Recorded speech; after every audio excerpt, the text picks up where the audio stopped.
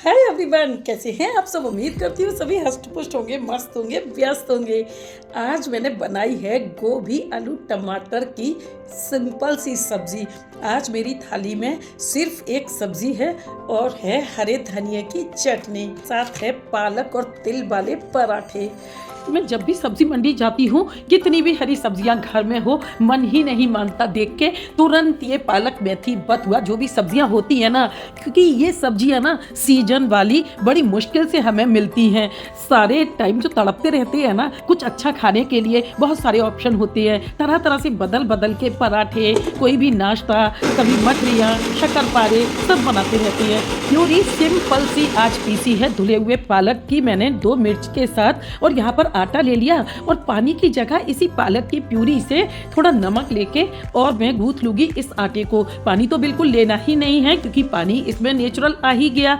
अब जो थोड़ा बहुत ज़रूरत पड़ेगा ना, तो यहाँ पे आटे को और मिक्स कर करके इसे इतना लोच वाला बना लेंगे कि आराम से इसका पराठा या चपाती हम बेल सकें, क्योंकि हरी सब्जियां ना बड़ी लचकदार होती हैं, इनमें तुरंत लेस पैदा हो जाता है। कहें कि पानी बहुत ज़्यादा होता है। ये आटा लगाते वक्त ना हमें ये चीज़ बिल्कुल नहीं भूलनी है। ये लगा दिया है कच्चे पालक का आटा और इसी जार में, अब ये पालक का जार है ना, इसी में पीसूंगी मैं हरे धनिये की चटनी। ये बन गई चटनी, बढ़िया सी चटनी बन गई। और अब पीस लूंगी मैं इसमें मसाला। कुकर में मस्टर्ड ऑयल मैंने धीरे धीरे पकने के लिए रख दिया है और यहाँ पे मिक्स प्याज, लहसुन और रेगुलर मसाले, धनिया, हल्दी, मिर्ची पाउडर का मसाला पीस रही हूँ। इस तरीके से आप एक बार सब्जी बना के देखें गोभी आलू की।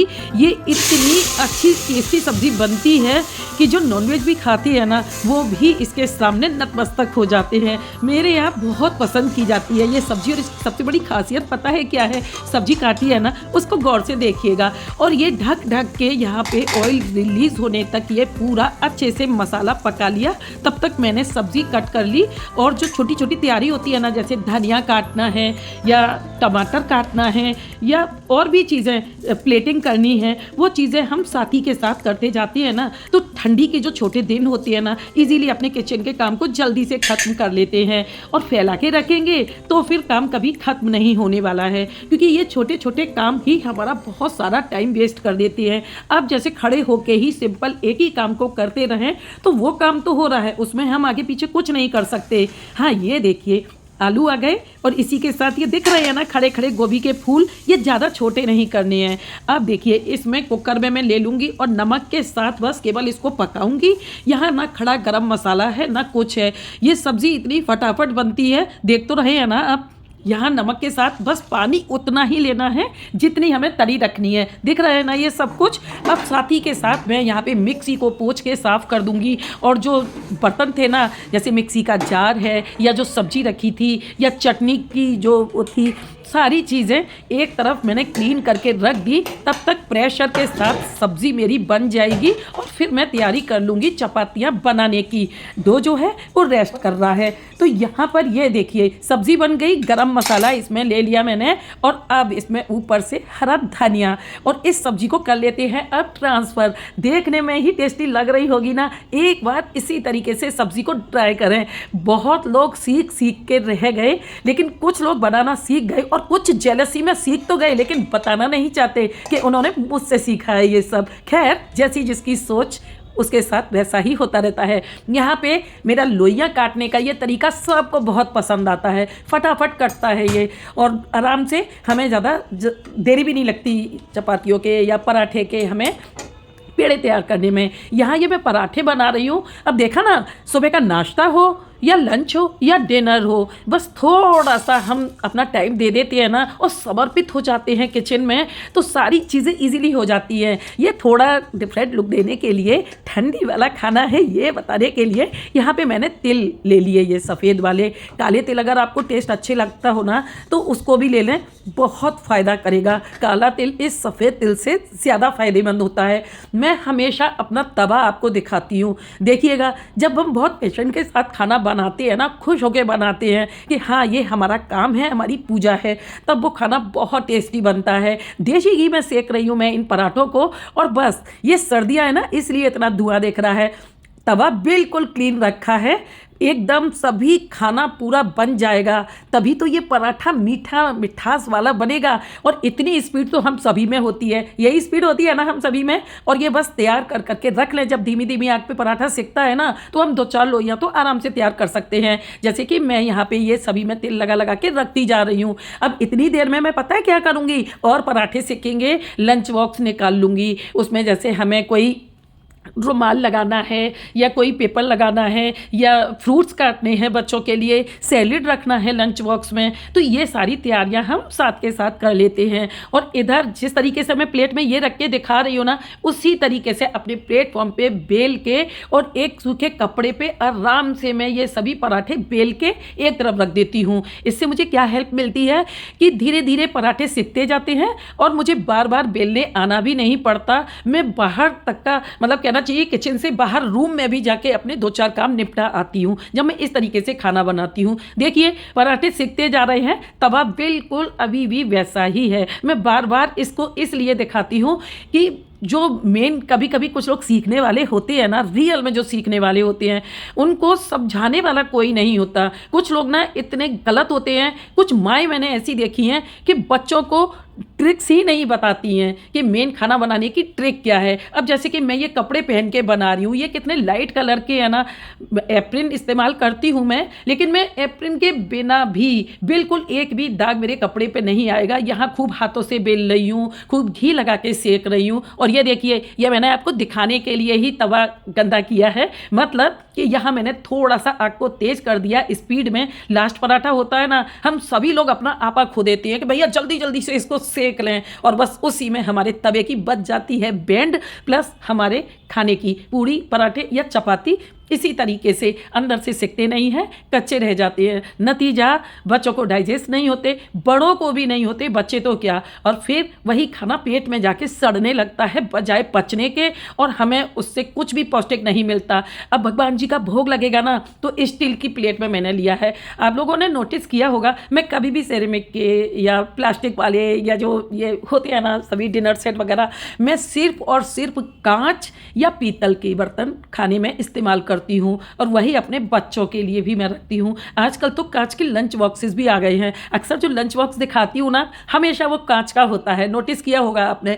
हाँ, छोटे बेटे का ज़रूर थोड़ा सा लगता है कि स्टील का वो ले जाना नहीं चाहता, और वो ज़रूर ले जाता है उसमें, तो उसका भी थोड़ा धीरे धीरे जब समझ जाएगा ना, तो उसका भी चेंज कर दूंगी। अब यहाँ देखिए इतनी खस्ता कुरकुरी और करारी ये मैंने चपाती बना ली, और जब देशी घी लगेगा ना इस पे, मज़ा आ जाएगा, इतना टेस्टी लगेगी ये। और जो लोग बहाना लेते हैं ना, मेरी एक भांजी थी, भाई बिल्कुल भी मुझसे नहीं चुपड़ा जाएगा रोटी को, मेरे हाथ जल जाएंगे। मैं अपनी बेटियों को ये ट्रिक ज़रूर देती हूँ, उनको भी मैंने ट्रिक दी थी कि भाई स्टील के बर्तन पे रख लो, आराम से घी लगा दो, हाथ भी नहीं जलेगा, जिसकी चाहोगी उसकी हेल्प भी कर सकोगे। खैर, आप लोगों से बातें करते करते मेरा ये पूरा हो गया यहाँ पे लंच रेडी, और बस पराठे या रोटी किसका लेंगे आप मज़ा। ये देखिए सब्जी, देखते ही मुंह में पानी आ गया ना। फटाफट से आप भी बना डालें ये लंच में या डिनर में रेसिपी अपने फैमिली के लिए। सिंपल थाली है लेकिन पौष्टिक बहुत है। जो लोग मीठे में तिल नहीं खाना चाहते ना, बुजुर्ग लोग जैसे नहीं पसंद करते ज़्यादा, उनके लिए ये बहुत बेस्ट ऑप्शन है। बच्चों के लंच बॉक्स में, टिफ़िन बॉक्स में, ऑफिस में, हस्बैंड के टिफ़िन बॉक्स में आप इसको रख सकते हैं। और जब इसको खाएंगे ना, सारी चीज़ें भूल जाएंगे।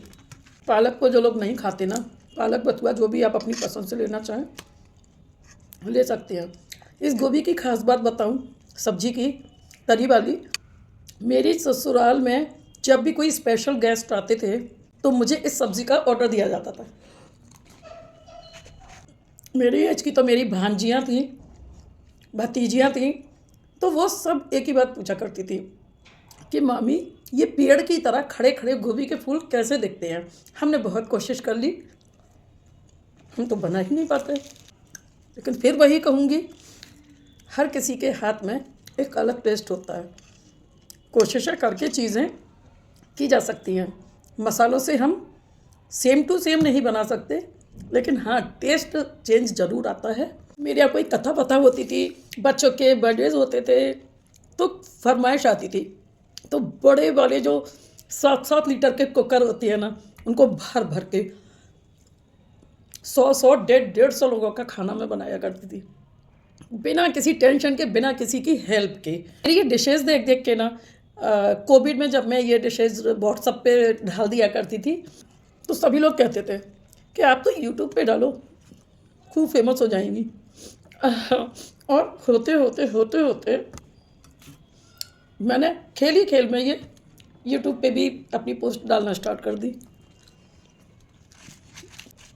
जो लोग सिंपल और सुपर खाना पसंद करती है ना, ओरिजिनल, या जो मेहनती लोग हैं, जो किचन में वाकई सीखना चाहते हैं कि हम अपनी फैमिली को अच्छे से अच्छा क्या खिलाएं, चेंज कर करके एक ही सब्जी को कैसे खिला सकते हैं। मेरे यहाँ जब रिलेटिव्स आते थे तो बहुत शौक से मैं तैयारियां करना स्टार्ट कर देती थी। कुछ लोग ना, होती है ना, मैं और मेरे हस्बैंड, हम दोनों को खाने से ज़्यादा खिलाने का शौक़ रहा। खाने तो हमारे यहाँ बहुत लोग आते थे, कुछ लोग तो इतने निकम्मे होते थे, खाने के बाद भी तारीफ़ें नहीं मीन मेक निकालते थे।